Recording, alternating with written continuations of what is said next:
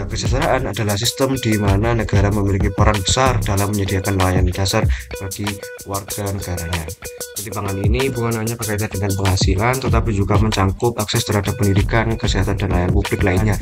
Salah satunya adalah Jaminan Kesehatan Nasional atau JKN yang memberikan akses kesehatan kepada seluruh masyarakat.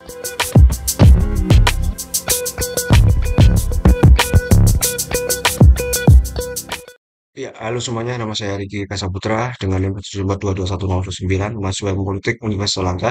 Pada video kali ini, saya akan membahas teori politik mengenai negara kesejahteraan yang dikemukakan oleh J. Donald Moon. Teori ini bisa dibaca lebih lanjut dalam buku Handbook of Political Theory yang disunting oleh Gerald F. Gauss dan Chandran Kukatas. Jadwalmu dalam karyanya The Political Theory of the Welfare State berargumen bahwa negara kesejahteraan bukan hanya sebuah institusi yang menyediakan bantuan sosial atau transfer tunai, tetapi juga sebuah kerangka politik yang bertujuan untuk mencapai keadilan sosial secara lebih menyeluruh. Dalam pandangannya, negara kesejahteraan adalah sistem di mana negara memiliki peran besar dalam menyediakan layanan dasar bagi warga negaranya. Moon menekankan bahwa tujuan utama dari negara kesejahteraan adalah memastikan bahwa setiap individu memiliki akses yang setara terhadap kebutuhan dasar mereka, seperti pendidikan, kesehatan, dan perlindungan sosial. Dengan kata lain, negara kesejahteraan bukan hanya soal memberi bantuan kepada yang kurang mampu, tetapi lebih pada prinsip distribusi kekayaan dan keadilan sosial. Menurut Moon, negara kesejahteraan perlu memastikan bahwa semua warga, terlepas dari status memiliki kesempatan yang akses berbagai layanan dasar. Ini berarti negara harus berperan aktif dalam mengelola distribusi sumber daya secara adil, termasuk memastikan akses yang merata terhadap layanan kesehatan, pendidikan, dan kesempatan kerja.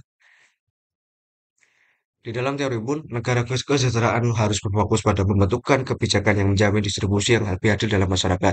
Ini termasuk kebijakan pajak progresif, di mana individu dengan pendapatan lebih tinggi membayar pajak yang lebih besar, yang kemudian digunakan untuk membiayai program sosial untuk merata untuk mereka-mereka yang lebih membutuhkan. Selain itu, Moon juga menyoroti pentingnya sistem jaminan sosial dan pensiun yang dapat diakses oleh seluruh warga negara.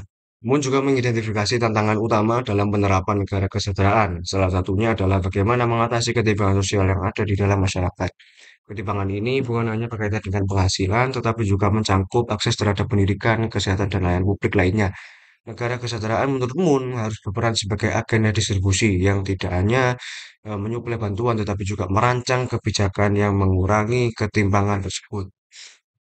Negara-negara Skandinavia seperti Swedia dan Norwegia sering dianggap sebagai contoh ideal negara kesejahteraan, di mana negara-negara ini pemerintah memberikan layanan sosial yang sangat komprehensif, termasuk pendidikan gratis, layanan kesehatan gratis, dan berbagai program kesejahteraan lainnya yang dibiayai melalui pajak yang sangat tinggi.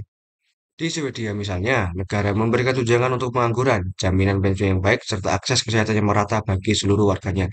Sistem pajak progresif yang tinggi memungkinkan negara untuk menyediakan layanan ini tanpa membebani kelompok masyarakat yang kurang mampu. Di Indonesia, meskipun belum sepenuhnya mengikuti model Skandinavia, ada beberapa program yang mendekati konsep negara kesejahteraan. Salah satunya adalah Jaminan Kesehatan Nasional atau JKN yang memberikan akses kesehatan kepada seluruh masyarakat tanpa atau terutama mereka yang berpendapatan rendah. Program JKN di Indonesia bertujuan untuk memastikan bahwa semua orang tanpa memandang status ekonomi dapat mengakses layanan kesehatan dengan biaya yang terjangkau. Selain itu, ada juga program Keluarga Harapan atau PKH yang memberikan bantuan langsung kepada keluarga miskin untuk membantu pendidikan anak dan perawatan kesehatan.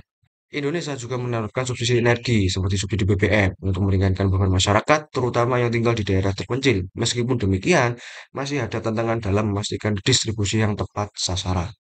Namun, negara kesejahteraan di Indonesia masih menghadapi banyak tantangan, seperti ketidaktepatan sasaran dalam distribusi subsidi yang seringkali tidak sampai kepada mereka-mereka yang benar-benar membutuhkan. Pengawasan yang lebih baik dan perencanaan yang lebih matang sangat dibutuhkan untuk membuat program-program ini lebih efektif. Secara keseluruhan, meskipun Indonesia belum sepenuhnya mengadopsi model negara kesejahteraan ala Skandinavia, langkah-langkah yang sudah diambil menunjukkan kemajuan dalam menciptakan kesejahteraan sosial bagi warga negaranya. Terima kasih. Semoga video ini bermanfaat dan Bismillahirrahmanirrahim. Wassalamualaikum warahmatullahi wabarakatuh.